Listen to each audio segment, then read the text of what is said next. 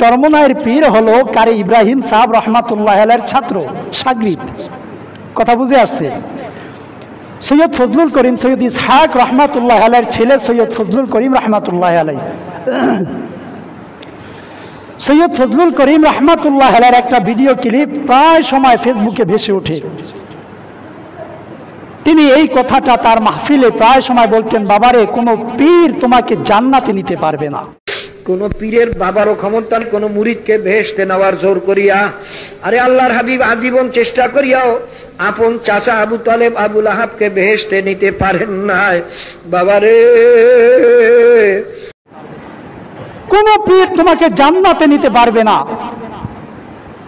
কারণ কিয়ামতের দিন প্রত্যেক পীর নিজেরে নিয়ে ব্যস্ত থাকবে, নিজেরে নিয়ে ব্যস্ত থাকবে, ইয়া নাফসি বলবে। পীরের কাজ হলো রাস্তা দেখিয়ে দেওয়া। আমরা তোমাদেরকে রাস্তা দেখিয়ে দিচ্ছি, কাজেই বাবা তোমরা পীরকে এমনভাবে অনুসরণ করো না যে তোমার পীরকে অনুসরণ করতে গিয়ে তুমি আল্লাহকে বাদ দিলা। তুমি আল্লাহর ইবাদত করো। আমরা যেই পন্থা শিখিয়ে দিচ্ছি, এই পন্থায় যদি আল্লাহর ইবাদত করতে পারো তো সহজেই জান্নাতে যাইতে পারবা। সুবহানাল্লাহ। এটা হলো হক্কানি পীরের আলামত, রাস্তা দেখিয়ে দেওয়া। আর যেই পীর বলবে আমার অনুসরণ করো জান্নাতে চলে যাবা, এত সহজ না। যদি আপনি চিন্তা করেন যে পীর ধরা দরকার কি, পীর ধরা দরকার কি, কারণ আপনি আমি পরিপূর্ণ কোরআন হাদিস জানি, জোরে বলেন। পীরের কাজটা কি? যিনি রাস্তা দেখিয়ে দিবেন। কোন পীর যদি বলে আমি আমার উম্মতরে নিয়া, আমি আমার অনুসারীরে নিয়া সরাসরি জান্নাতে ঢুকে যাব, বুঝতে হবে ওই পীর ভণ্ড। ওই পীর কি? জোরে বলেন, ভণ্ড।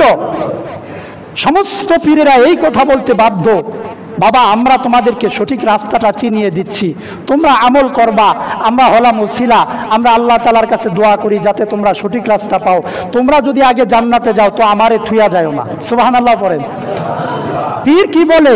যদি তোমরা আমার আগে জান্নাতে যাও তো আমারে নিয়ে একটু যাও। এটা হলো পীর। আর যেই পীর বলবে দেওয়ানবাগির মতো, রাজারবাগি, কুতুববাগির মতো, যেই পীর বলবে যে যারা আসো আমার দরবারে, যারা আসছো সবাই জান্নাতি, তোমরা মরবার জান্নাতে ঢুকে যাইবা, এমন যারা বলবে এগুলো বিনা দলিলে কাফের। কথা বলেন ঠিক কি না? এগুলো বিনা দলিলে কাফের। কারণ জান্নাত কার কপালে আছে, কে জান্নাত পাবে আর কে পাবে না, এটা একমাত্র শুধুমাত্র কে জানেন? জোরে বলেন। হযরত ওমর রাদিয়াল্লাহু তাআলা আনহু কবর দেখলে কান্না করতেন।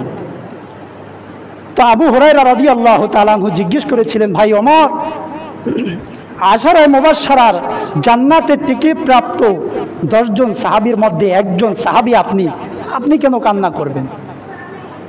হযরত ওমর রাদিয়াল্লাহু তাআলা আনহু কি জবাব দিয়েছিলেন জানেন?